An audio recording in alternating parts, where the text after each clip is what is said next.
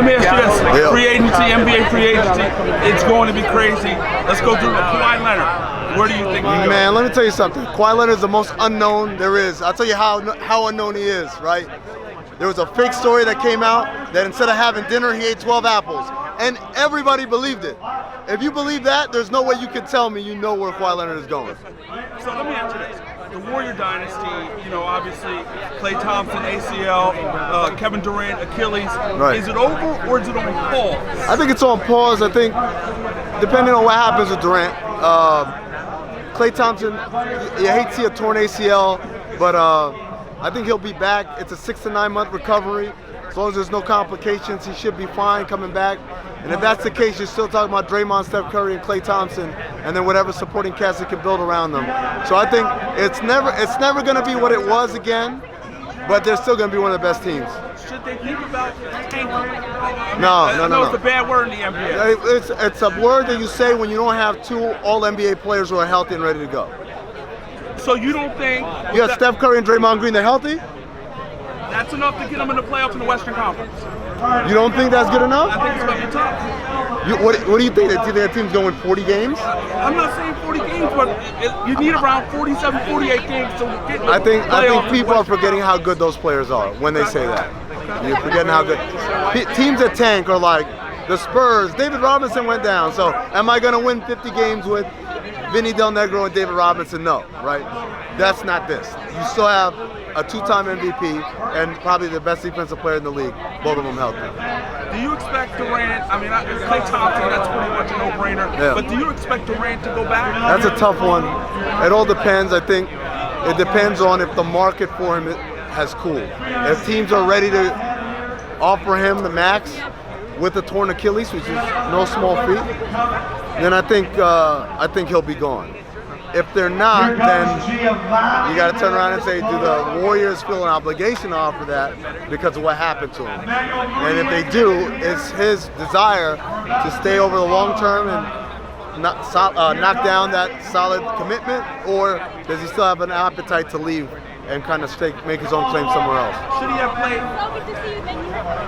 I think if the doctors say yes, and it wasn't just the team doctors, he had his own doctors who signed off on it, and he wanted to play, I think at that point you play, because you know we want to make those two things be the same. Like, oh, he came back too soon, that's why he tore his Achilles. Maybe he just tore his Achilles. And it's hard for any of us who haven't seen any of the medical information, who haven't been through any of the tests, who haven't watched him in practice, to sit here and judge. And say, of course, well, I don't know if that's the case. Let me ask you this, Philly. We have the situation, Tobias Harris, Jimmy Butler. Do you expect that situation? Do you expect him to run it back? What do you expect? I think Philly, first of all, probably sits and thinks to themselves, we could have won an NBA championship. We came the closest to beating the Toronto Raptors out of all the teams that played them. I think at the same time, you got to ask yourself, do you have the wherewithal, the appetite to pay both of those guys, both of those free agents? Tobias is younger. Jimmy is probably more versatile given his defensive ability. That's a big question mark. And if you don't have the appetite to pay them, or at least pay them for the full 5 years, what both of them are seeking, then you have to live with the possibility that someone is going to come in and offer them a deal that they can't refuse. Boston, we have the situation out. Kyrie Irving. Apparently, reports are he's not talking to the Celtics. He's ghosted them, quote unquote. Do you expect that? What do you expect with Kyrie? Do you expect him to move on? I think he's going to move on. I think the Celtics have known he's going to move on for quite a while. I don't think that was as unexpected to them as the Al Horford stuff. That's the kick in the gut for them, because you're talking about a guy who they thought they could lock in at a lower number for a few more years. Now it looks like he's looking to leave. He's been the backbone of a lot of their success there. Defensively, he's their best player, and offensively, such a high IQ player. To lose him, I think would be a difficult to replace piece for the Celtics.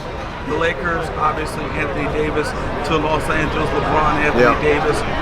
With the situation in Golden State, and it's early, but with the situation in Golden State, can we call the Lakers the favorite on some level in the Western Conference? I mean, you have to see how they're going to fill out the rest of their roster. I think that's a big thing. if they decide to clear that max cap space and go ahead and try to sign a third max player, understanding that the options that they'll have available to them for the rest of the roster are going to be extremely limited. You're talking about a $4.5 million exception, and then everybody else is on minimums. They go that route, or do they take that space they have and try and get several solid veteran contributors? I think that's huge. And then you also kind of have to gauge what's happening where else in the league, or in the conference, right? Houston's going through its own turmoil. Utah just made a big deal today with Memphis getting Mike Conley. Oklahoma City, you got to see what they're going to do, what kind of wherewithal they have to improve their team. The Sacramentos of the world, are they going to get better? The Portlands of the world, are they going to get better? In a weird way, the whole entire Western Conference is open, and the decisions the Lakers make, it can make or break them. One quick one. James Harden, Chris Paul, that situation seems to be in flux at this point. Your thoughts on it? Yeah, I mean, it's just weird because, Chris Paul's known to wear people out, and I'm surprised whenever people are surprised by that notion. I mean, he wears people out. And so the problem for Houston is, if indeed it comes to a point where they have to trade him, his contract, his age, and his injury history make it difficult to trade him for value, right? To get good players in return, or to get good contracts in return, or to do it without giving up good stuff like picks. If that happens, you got to say to yourself, okay, does Houston have the appetite to trade him, and understand that we're not going to get better as a team in the short run? Remains to be seen. Appreciate it.